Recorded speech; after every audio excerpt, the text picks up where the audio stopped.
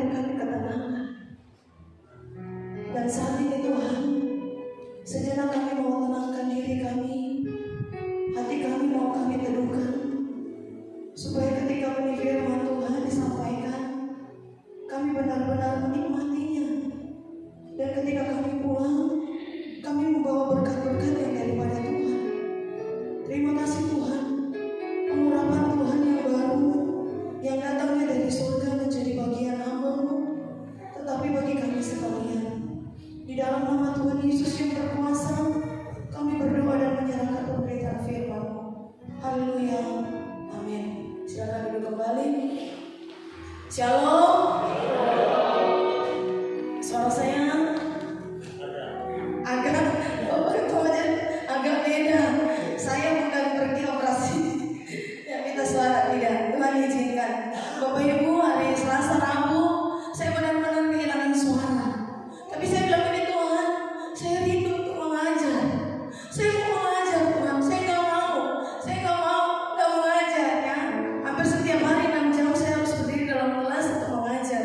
Kecuali hari Sabtu memang benar-benar kosong. Makanya hari Sabtu saya jalan-jalan ke Immanuel punya kelas. Saya lihat siapa yang juara 1 di situ, siapa yang benar-benar belajar benar-benar. Immanuel belajar.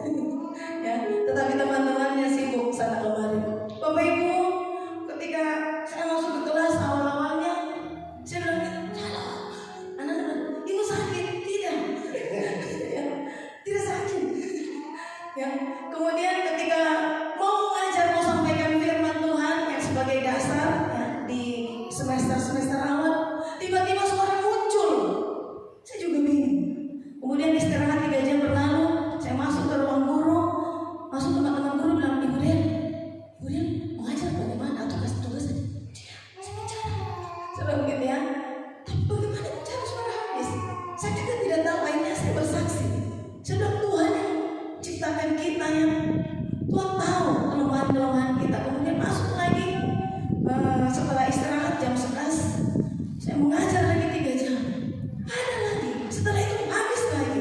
Seperti itu. Bahkan sampai hari ini. Ya, bersyukur kepada Tuhan. Bapak Ibu, saya mau cerita sedikit. Ada seorang laki-laki muda. Dia adalah orang sederhana. Ya. Tempat yang tidak seperti biasanya dari keluarganya. Tempatnya adalah di padang rumput seperti ini. Aktivitasnya juga ya tidak jauh-jauh. Dia menjaga ternak-ternak. Tetapi setelah berjalannya waktu, dia menjadi orang yang hebat. Ya, dia namanya Daud. Ya, dari pekerjaan yang sederhana, dari orang yang sederhana, tetapi saya searching di kamus Alkitab, siapa itu Daud? Daud adalah raja yang agung. Wow. Kemudian saya tes lagi cari Salomo. Sebenarnya pikiran kita Salomo dengan Daud kayaknya lebih agung ini Salomo ya. Tetapi ternyata tidak. Bapak Ibu yang Tuhan Yesus kasihi, kita akan membaca dan merenungkan firman Tuhan dalam Mazmur pasal 33 ayat 1 sampai ayatnya yang ke-22. Terima kasih untuk pemuda remaja yang sudah menyanyikan lagu ini. Ini menjadi pengantar sebenarnya.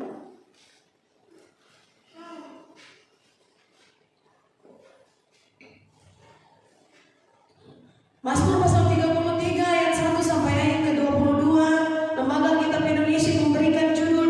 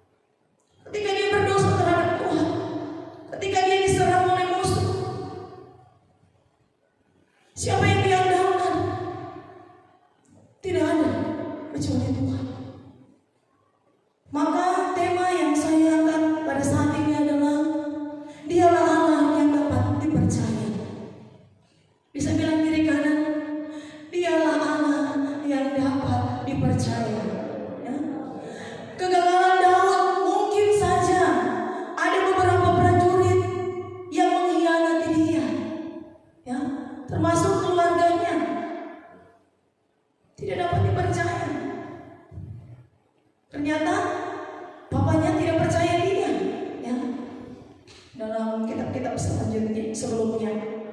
Maka Bapak Ibu, firman Tuhan hari ini mengajarkan kepada kita, menerangkan kembali kepada kita mengapa Dia adalah Allah yang dapat dipercaya. Dalam Mazmur pasal 33 ayat 1 sampai ayat yang ke-22 menjelaskan alasannya. Yang pertama adalah terdapat di dalam ayat 1 sampai ayat yang ke-9. Karena Tuhan satu-satunya yang harus menerima pujian. Mengapa kita harus percaya Dia? Tapi saya belum lihat apa-apa. Saya belum merasakan mujizat. Mengapa saya harus percaya kepadanya? Bapak Ibu, ketika kita ada di level seperti itu, terus mengangkat hati kepada Tuhan. Tuhan panggil saya dan Bapak Ibu, saudara-saudari, menjadi pemuji dan penyembah Tuhan. Sekalipun air mata, tangis, hati ini terkoyak, bawa puji-pujian kepada Tuhan. Agungkan Tuhan. Amin. Karena Dia adalah Allah satu-satunya yang menerima pujian. Kalau kita puji manusia, kita gagal, Bapak Ibu. Puji Tuhan, puji Tuhan, puji Tuhan. Ya. Mengapa Dia harus menerima pujian? Karena Dia yang telah membenarkan saya dan saudara. Coba ayat 1 bilang begini. Bersorak-sorailah, hai orang-orang benar. Apakah kita orang-orang benar? Amin. Tuhan membenarkan saya dan Bapak Ibu. Di atas kayu salibnya Allah selesai. Kita yang manusia berdosa telah diampuni. Kita dibenarkan oleh darah Yesus. Amin. Kemudian apa? Sebab memuji-muji itu layak bagi orang-orang jujur. Saya dan Bapak Ibu masuk di tahun 2025. Apakah kita jujur setiap hari? Tidak. Kadang kita ada tipu-tipunya, betul tak? Tipu saja. Tapi Tuhan bilang begitu. Orang-orang jujur puji Tuhan. Dengan apa? Hati yang terbuka. Tuhan, saya jujur Tuhan, memuji Engkau. Ya. Kadang kalau kita bingung untuk memuji Tuhan, bagaimana dengan kata-kata kita? Kita mungkin aja, Tuhan terima kasih untuk nafas hidup. Tuhan terima kasih untuk keselamatan. Seperti itu saja. Cukup. Kita jujur di hadapan Tuhan, kan? Kan benar-benar Tuhan yang kasih kita nafas hidup. Ketika kita lihat suami kita, Tuhan terima kasih untuk suami ini. Ya. Meskipun suami ini agak sedikit nakal-nakal.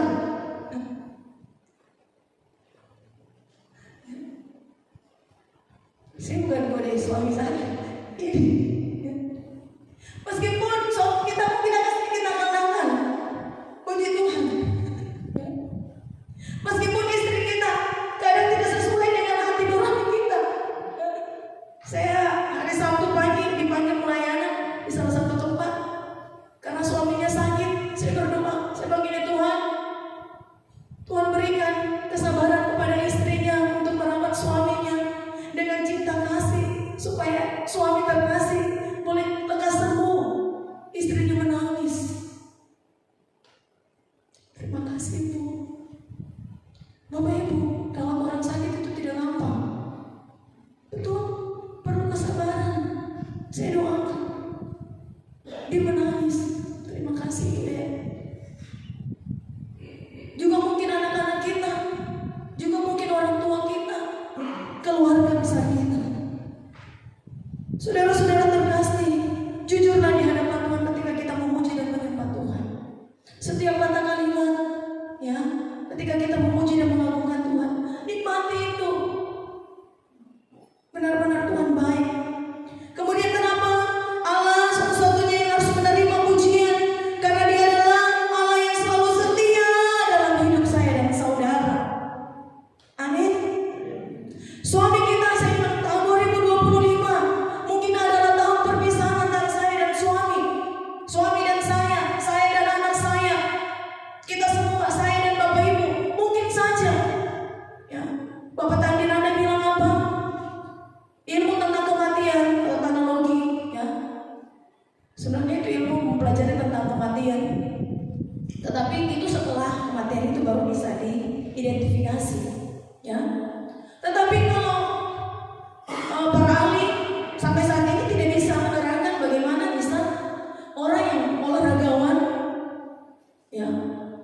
kemudian rohaniawan, tiba-tiba meninggal. Ya, tidak bisa dipecahkan sampai detik ini. Maka mereka bilang apa? Tadi bilang apa waktu pemakaman, waktu ibadah pelepasan jenazah dari Bapak Bastian Salabai, ya, beliau bilang apa? Kematian tidak bisa dijelaskan, tidak bisa diterangkan oleh para ahli, tidak bisa. Maka saya bilang mungkin tahun 2025 adalah tahun perpisahan Bapak Ibu. Kita akan ditinggalkan oleh orang-orang terkasih. Tetapi apa? Tuhan tidak pernah tinggalkan kita. Oke? Maka mengapa Allah satu-satunya yang harus menerima pujian? Karena Dia selalu setia, tidak pernah meninggalkan kita. Selanjutnya, kenapa Dia harus menerima puji-pujian daripada kita? Karena Dia adalah Sang Pencipta kita. Ya, Bapak Ibu dengan saya, kita adalah ciptaan Tuhan. Ingat itu. Makanya ketika kita menyakiti hati kita sendiri dengan persoalan yang ada, sebenarnya bukan hati kita yang kita sakiti, tapi hati Tuhan. Jangan Bapak Ibu. Dia Sang Pencipta kita. Berserulah kepada Tuhan. Ketika anak saya pingsan waktu pelayanan di Manado, saya tidak bilang begini sama Tuhan, Tuhan sembuhkan anak saya. Tidak. Saya bilang begini, Tuhan sembuhkan anakmu. Saya bilang sama Tuhan, Tuhan dia adalah anakmu, sembuhkan dia kalau Tuhan mau pakai dia. Sembuh. Karena Dia Sang Pencipta. Yang kedua, kenapa Dia adalah Allah yang dapat dipercaya? Yang tadi, karena Allah satu-satunya menerima pujian. Yang kedua, dalam ayat yang ke-10 sampai ayat yang ke-15, karena Allah satu-satunya perancang kehidupan saya dan saudara. Bapak Ibu, manusia ketika dia merancangkan segala sesuatu dengan rencana yang sudah pokoknya jadi pasti jangan. Saya tempatkan kau di sini, biaya, oke, bisa. Ada kelebihan, ada masalah, budgetnya ada, biaya tak terduga ada, oke, jalan. Bisa gagal tidak? Bisa gagal. Tahun 2025, saya dan Bapak Ibu dan keluarga masing-masing kita punya rencana kan? Ya, karena kalau Pak tahun ini kita gini. Tahunnya suami dipanggil Tuhan, istri dipanggil Tuhan, anak dipanggil Tuhan, kakak dipanggil Tuhan, adik dipanggil Tuhan, om tante dipanggil Tuhan. Selesai kita. Tenang. Bahkan banyak ada orang yang putus asa Bapak Ibu. Ketika planningnya sudah matang, sudah jitu, karena orang-orang terkasih sudah dipanggil Tuhan terlebih dahulu. Mereka bilang, sudah tidak ada harapan lagi. Sudah tidak ada lagi. Siapa lagi yang kami harapkan? Hancur sudah kami punya keluarga. Bapak Ibu, firman Tuhan membawa kita untuk merenungkan lagi bahwa Tuhan itu perancang yang tidak pernah gagal. Apa yang sudah Tuhan rancangkan bagi saya dan Bapak Ibu ada di atas surga sana, turun ke bumi, tidak pernah gagal. Percayakan semuanya kepada Tuhan. Tidak ada yang salah. Tapi Dia adalah tidak Bapak Ibu. Dia adalah tulang punggung, tidak. Secara manusia, secara kasat mata, secara intelektual, secara akal pikiran, iya Dia. Tetapi kebenaran harus menjadi nyata bagi saya dan Bapak Ibu. Allah adalah perancang satu-satunya bagi kehidupan manusia. Oke? Manusia bisa katakan gagal. Ya. Waktu saya mau tes CPNS, sudah lewat kan ya sudah. Semua hidup honor lah. Honor. Adik saya menguatkan saya juga dengan ini. Kau tahu deh, saya bilang sama Tuhan, adik saya nih sudah honor sampai 10 tahun atau 11 tahun. Saya bilang ini sama Tuhan, Tuhan, saya adalah honor yang diberikan oleh Tuhan. Makanya banyak orang-orang yang dia Si banyak ini, termasuk saya juga, dia biasa tolong saya. Sekarang malu jadi saudara. Ya. Dia tolong saya Bapak Ibu. Dia mungkin biar aku tahu itu yang selalu saya doakan ketika saya lemah, ketika saya lihat, Bu, dong sudah dapat nih, dong sudah ini, dapat SK, pakai hitam putih untuk ini. Saya tidak kan, tapi Tuhan kuatkan dia. Kau adalah honor yang diberkati Tuhan. Ya, Bapak Ibu, terkadang kita lihat di depan mata kita, aduh ini bagaimana ya, sudah begini begitu. Jangan Bapak Ibu, jangan takut. Tidak pernah gagal rencana Tuhan. Saya sudah renungkan ini hampir 1 minggu. Hari Jumat Sabtu, ya Jumat Sabtu. Renungkan ini, Tuhan kasih ke saya. Oh iya, tidak pernah gagal. Ya. Yang ketiga, karena Allah satu-satunya penolong kita. Dalam ayat yang ke-11 sampai ayat yang ke-22. Saya kemarin sore sebelum pelayanan di salah satu keluarga, saya bilang gini sama suami, Papa, kalau tahun 2025 Tuhan kasih kita 1 miliar, kita pensiun kan? Suami bilang gini, sedikit, saya naik lagi. Kalau 2 miliar,